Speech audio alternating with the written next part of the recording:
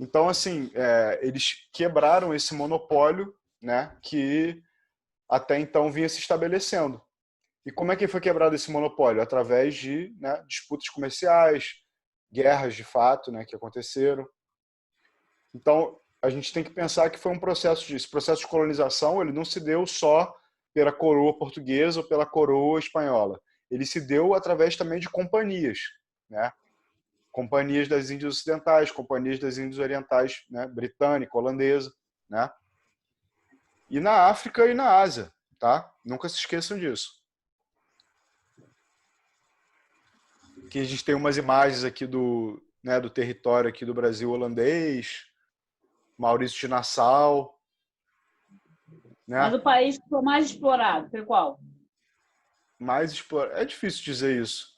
Eu acho que na África você tem assim uma carga muito grande, porque a África era um lugar onde você, por exemplo, o que acontece? Eu quero dar uma aula legal com vocês de África depois, com a Dani aqui e tal, que ela sabe bastante. O que aconteceu? Na África você tinha uma estrutura que era baseada em famílias que tinham escravos. E os escravos eles eram uma posse, mas eles também eram parte do teu clã, né? E aí, quando você entrava em guerra com outro pessoal, outra cultura, né, outra tribo, sei lá como é que a gente pode denominar, você capturava pessoas que viravam escravos seus.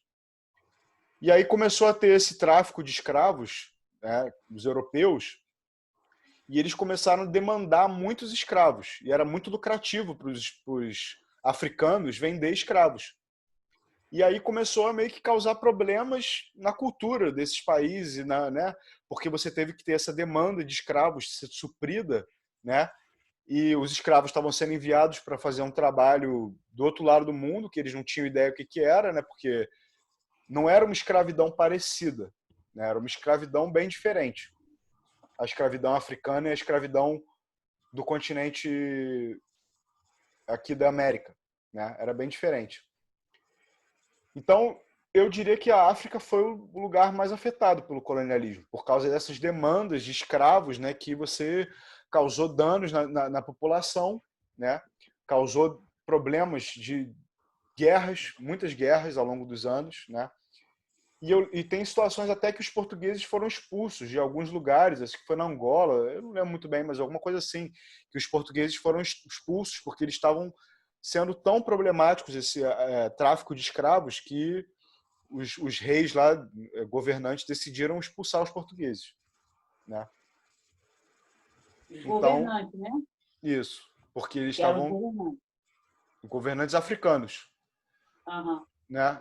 E aí os portugueses deram um jeito lá de se restabelecer, mas assim, teve esse momento. entendi. Aqui é o que eu estava falando para vocês, que eu queria dar essa aula aqui com a Dani, porque a gente fala da África, né? Porque eu estava falando para vocês, porque é muito importante a gente pensar na África de uma forma histórica, né? Porque a gente pensa muito assim, a África é um lugar pobre e lá só tem coisa ruim, não sei o quê, que não é uma visão muito fiel, né? Histórica. A gente tem que aprender aqui esse momento aqui. Eu não sei se eu deixo para trabalhar isso com a Dani, porque eu sei que ela quer falar, entendeu? Ela já tinha comentado mais ou menos algumas coisas assim sobre isso. Eu acho que eu posso voltar nesse slide aqui com ela para começar a aula que vem e a gente fala dessa parte da África, né? E aí a gente pode fazer umas questões aqui. O que vocês acham? Pode terminar umas aulas fazendo uma memória aí das questões. Vamos lá. Quem pode ler aí? Eu posso começar lendo essa aí, já não li nada hoje. A frase de Luís XIV, né, o Estado sou eu, né, como definição de natureza do absolutismo monárquico, significa a unidade do poder estatal, civil e religioso com a criação de uma igreja francesa nacional. A superioridade do príncipe em relação a todas as classes sociais, reduzindo ao lugar de humildade a burguesia enriquecida. A submissão da nobreza feudal pela eliminação de todos os privilégios fiscais. A centralização do poder real e absoluto do monarca na sua pessoa, sem qualquer limites institucionais reconhecidos.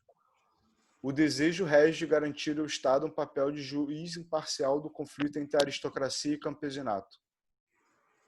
O que vocês acham que é? Acho que é a D, né? É a D, isso aí.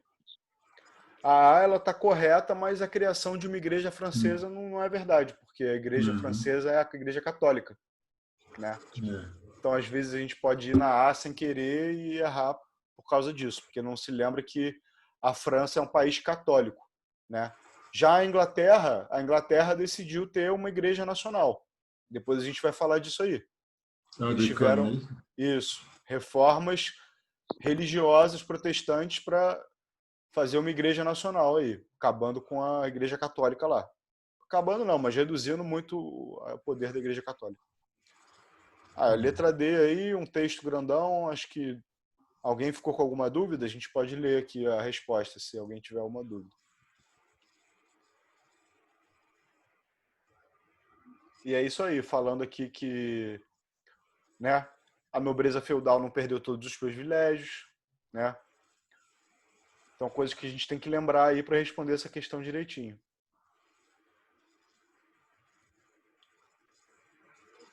Vai, alguém lê aí, por favor, então, agora. O mercantilismo correspondeu a um... Responder não. O mercantilismo correspondeu a um conjunto de prática e ideias econômicas baseada em princípio protecionista. B. Uma teoria econômica defensora das livres práticas comerciais entre os diversos países. C. Um movimento do século XVII que defendia a mercantilização do escravo africano. D. Uma doutrina econômica defensora da não intervenção do Estado na economia. E. Uma política econômica especificamente ibérica de defesa dos seus interesses coloniais. Qual que vocês acham que é?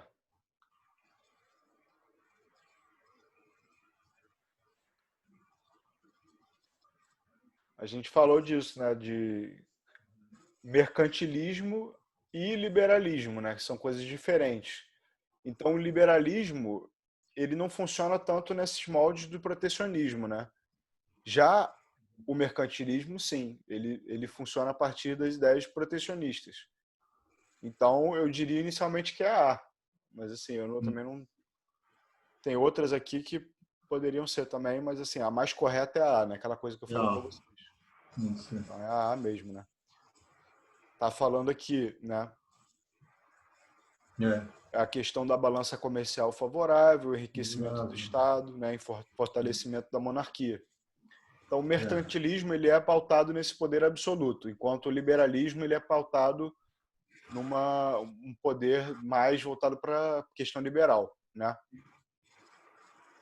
Vai lá, quem pode ler aí?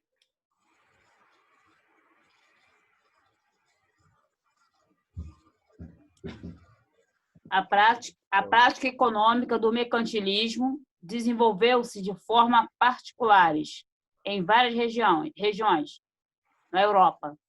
O mercantilismo holandês caracteriza-se por a não ter interesse em matérias-primas de outros continentes.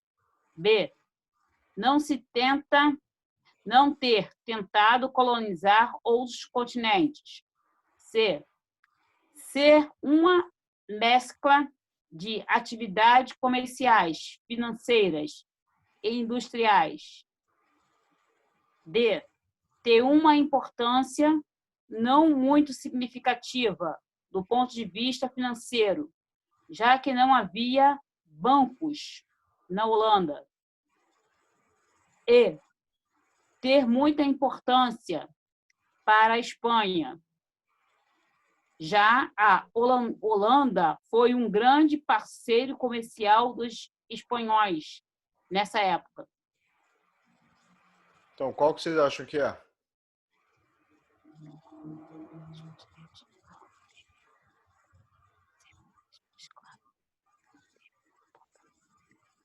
que é a dele, não?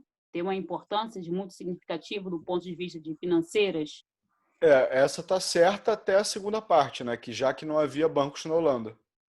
Haviam bancos na Holanda. Mas assim, Ah, já vi. até aí tá certo. A C é a certa, né? Porque os holandeses, eles já tinham esse princípio que eu estava falando para vocês, da companhia, né? Então eles tinham uma visualização um pouco mais Avançada, né? comercial, econômica, que veio com essa coisa do liberalismo, que a gente até hoje vê aí como uma corrente política econômica que mudou muito desde então, mas que a gente reconhece como um avanço, né, em comparação a essa questão puramente mercantilista, né? Rompeu fronteiras eles, né? A Holanda realmente era um país muito pequeno e que ficou muito rico e é até impressionante assim como o território que eles conseguiram administrar tendo uma metrópole com um espaço muito pequeno, né? Eles tinham uma capacidade muito grande de ocupar esses territórios de uma forma financeiramente viável e fazer disso indústria já também, né? Então vocês estão vendo aí antes da Uma Revolução visão futura, Industrial, tinha uma visão futura, né? eles tinham uma visão de mercado bem avançada, assim. Bem avançada. Acho que por hoje eu queria trabalhar essa parte da África com a Dani e a gente já fez as questões aqui. E aí na aula que vem a gente vai falar dessa parte da África, né, para vocês entenderem um pouco melhor como foi essa ocupação do território. E acho que a gente vai falar também de reforma protestante, que é discutindo essas coisas que a gente falou aí, de mudanças religiosas na Europa, né? Porque está tendo todas essas mudanças políticas, econômicas e também vai ter muitas mudanças religiosas, que a gente ainda não abordou com clareza. Tá bom? Entendi. Tá bom. Muito obrigada, tá? Então por hoje vamos ficar por aí, beleza. Obrigado aí todo Ok, mundo. boa noite. Obrigado, professor. Valeu, eu que agradeço, Bom, gente. Valeu aí. tá, com Deus. Abraço. Boa noite para todos. Obrigado. Boa noite.